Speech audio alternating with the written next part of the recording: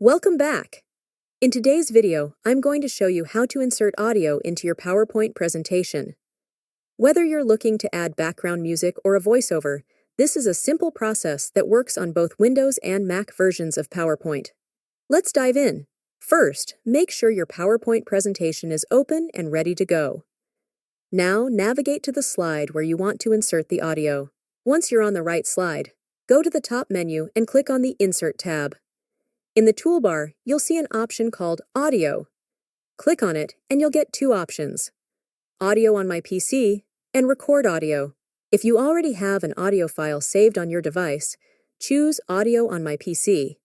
This will open up your File Explorer. Select the audio file you want to add and click Insert. Now, you'll see an audio icon appear on your slide. You can drag and reposition it wherever you want.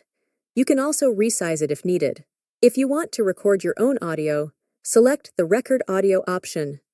A small window will pop up, allowing you to record directly into PowerPoint. After you finish recording, click OK, and your audio will be inserted. Once the audio is added, you can adjust the playback settings. Click on the audio icon, and in the top menu, you'll see an Audio Format tab.